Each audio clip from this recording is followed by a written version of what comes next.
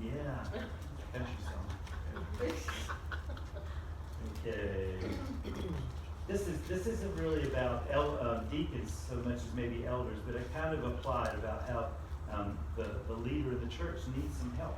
I love that Moses' father-in-law's name was Jethro. I just think that's hilarious. This is Beverly Hills. Exodus 18, verse 17. I'll just read it. Moses' father-in-law, having observed Moses having to deal with all of this great throng of the Israelites, Moses' father-in-law replied, "What you are doing is not good. You and this people who come to you will only wear yourselves out. The work is too heavy for you. You cannot handle it alone. Listen now to me, and I will give you some advice. And may God be with you. You must be the people's representative before God and bring their disputes to Him. Teach them the decrees and laws and show them the way to live and duties they perform. But select capable men from all the people, men who fear God, trustworthy men." It's like we're back in 1 Timothy 3 here, the qualifications. Trustworthy men, men who hate dishonest gain, and appoint them as officials over thousands, hundreds, fifties, and tens. Have them serve as judges for the people, etc., etc. I think that's another foreshadowing here in the Levites' room. Let's see if anything. Exodus 28:1. I won't read that. From Exodus 28, it begins to talk about how the Levites were appointed. Is this some visitors over here, Jeff? Yeah. So now we are going to leave the room of the Levites. We are entering into the room of the seven. We're going to look at deacons in church history. This is a quick flyover, right? I'm not getting a lot of depth there. Acts 6, 1 through 7. If someone would please read it.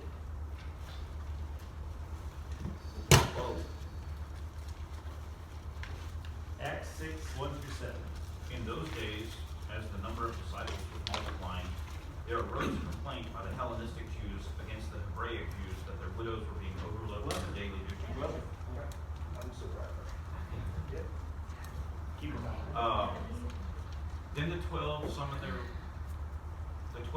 the whole company of disciples and said, "It would not be right for us to give up preaching about God to wait on tables.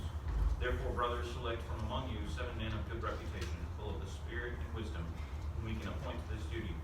But we will devote ourselves to prayer and to the preaching ministry." The proposal pleased the whole company, so they chose Stephen, a man full of faith in the Holy Spirit, and Philip, Prochorus, Nicanor, Timon, Parmenas, and Nicolaus, a proselyte from Antioch. They had them stand before the apostles, who prayed and laid their hands on him. So the preaching about God flourished, because the number of disciples in Jerusalem multiplied greatly, and a large group of priests became obedient to the faith. Awesome. Okay, so these are the very first deacons in the church. Stephen is a man full of faith in the Holy Spirit. I want that to be said about me. Philip, one of my favorite guys. Prochorus, Nicanor, I don't know. Timon or Timon. Timon is in The Lion King, right? Parmenas sort of sounds like Parmesan. And Nicholas from Antioch, who was a convert to Judaism. We're just stepping into the room of the seven, looking around. We see the portraits of these 7 guys, right? I tried to look up some things online about them. The Catholic Church now refers to them as Saint Timon, Saint Parmenas, and all that.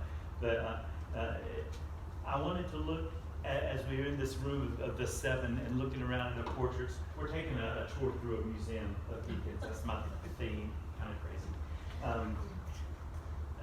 And so imagine their portraits up here.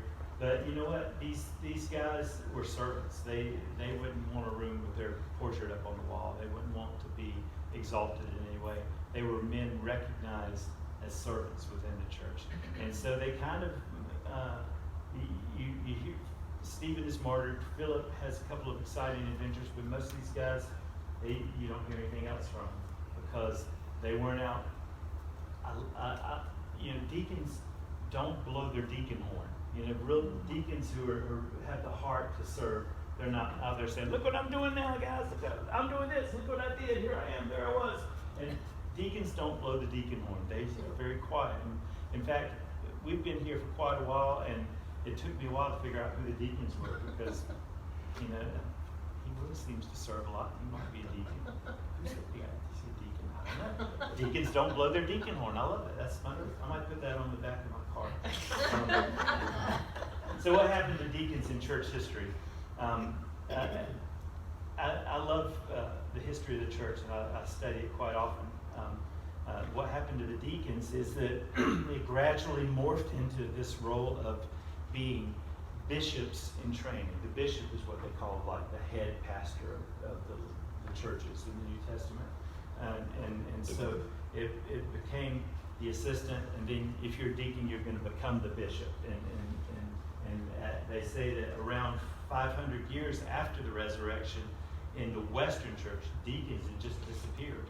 And I think when we had the Protestant Reformation, 1500 or so, that the actual office and service of the deacons was reestablished. Very different in different faith, different aspects of the church, different places in the world, how deacons work.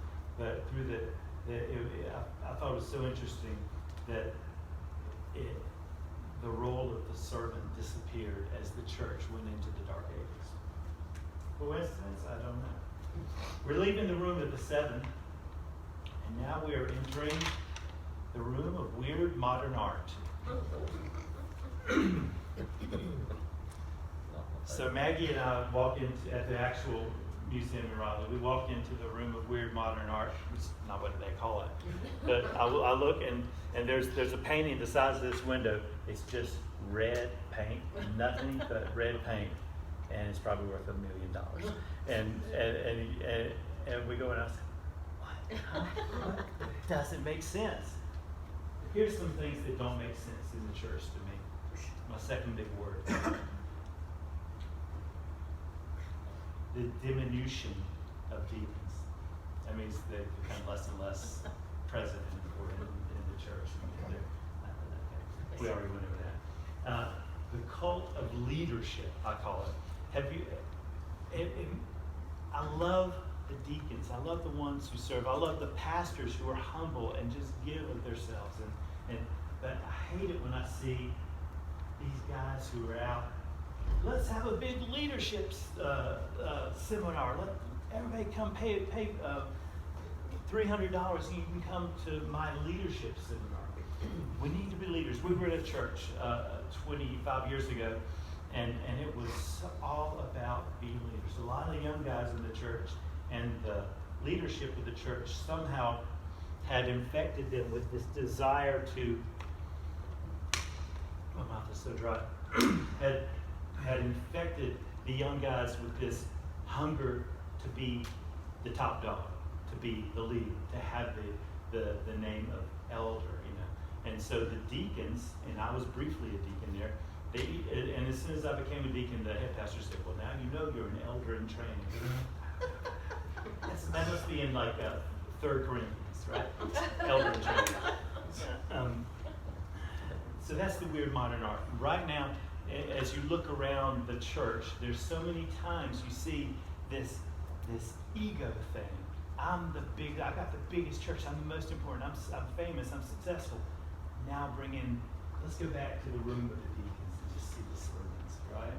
Yeah, like your dad, you know, just a humble servant out there doing the job, doing the work.